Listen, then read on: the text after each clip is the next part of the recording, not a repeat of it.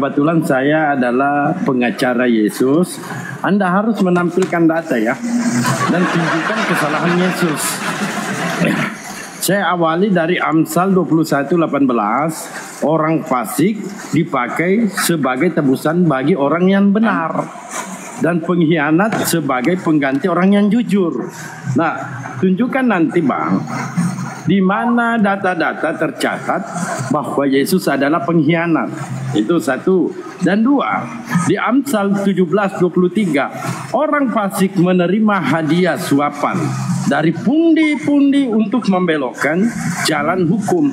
Artinya Anda bertanggung jawab juga harus menunjukkan di mana Yesus menerima suapan.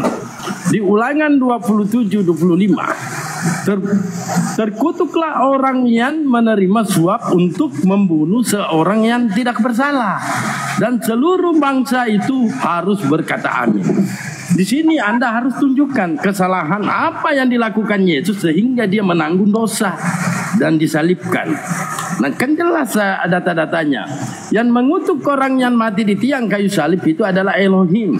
Ulangan 21:23, maka janganlah mayatnya dibiarkan semalaman pada tiang itu, tetapi haruslah engkau menguburkan dia pada hari itu juga, sebab seseorang yang digantung terkutuk oleh Elohim.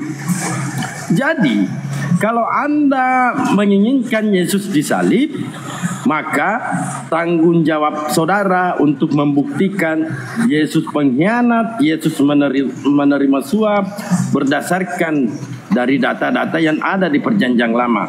Kebetulan saya pengacara Yesus, pembela Yesus. Selamat datang di kebetulan. Itu tanggung jawab Anda.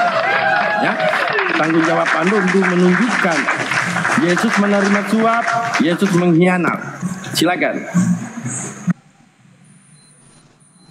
Ya, silakan. Anda rupanya nih nggak ngerti. Waduh. Dari tadi saya bicara Yesus itu suci, kudus, nggak berdosa, menjadi kutuk untuk melepaskan orang-orang manusia yang harusnya dikutuk. Jadi Anda bawa ayat-ayat yang nggak ada hubungannya. Itu konteksnya jauh dari itu. Ini menunjukkan Anda nggak ngerti apa-apa, cuman hafal-hafal ayat doang. Terus ya Bapak baik menyambung-nyambungkannya ke Yesus sudah jelas saya berkata. Bukan menyambung-nyambungkan. Anda rupanya nih nggak ngerti. Waduh. Dari tadi saya bicara Yesus itu suci, kudus, nggak berdosa, menjadi kutuk untuk melepaskan orang-orang manusia yang harusnya dikutuk. Jadi Anda bawa ayat-ayat yang nggak ada hubungannya. Itu konteksnya jauh dari itu. Ini menunjukkan Anda nggak ngerti apa-apa, cuman hafal-hafal ayat doang. Terus ya Bapak baik menyambung-nyambungkannya ke Yesus sudah jelas saya berkata. Bukan menyambung-nyambungkan. Anda tadi ngomong saya diam ya. Jadi tolong ya Pak Man, ya silakan Pak Man. Saya ngomong Anda juga diam. Ya. Oke, baik Pak, baik. Siap. Silakan Pak. Dari tadi saya udah jelas.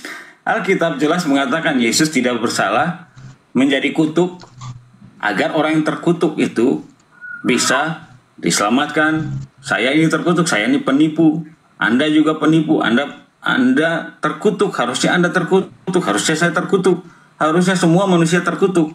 Tapi Yesus memilih menjadi kutuk biar semua manusia yang terkutuk ini bisa diselamatkan.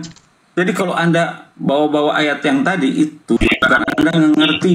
Nah, di sini dikatakan Galatia 3:13, Kristus telah menebus kita dari kutuk hukum Taurat.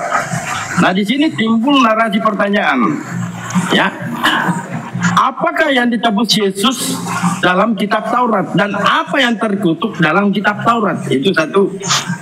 Nah, dengan jalan menjadi kutuk karena kita. Sebab ada tertulis, terkutuklah orang yang digantung pada kayu salib. Artinya, orang yang digantung di tiang kayu salib itu orang-orang yang terkutuk. Hati-hati. Hati-hati Anda bernarasi. Jangan Anda membawa klien saya masuk neraka. Karena di sini jelas, terkutuklah orang yang digantung pada kayu salib. Ini ada tertulis. Tentunya tertulis di mana? Ternyata ada di Perjanjian Lama. Terkutuklah orang yang menerima suap untuk membunuh seseorang yang tidak bersalah, dan seluruh bangsa itu harus berkata amin. Nah, Anda harus buktikan. Udah. Ya, harus membuktikan di mana Yesus menerima suap dan tunjukkan kesalahan Yesus. Ini Bapak harus paham ini bahwa saya ini pengacara Yesus.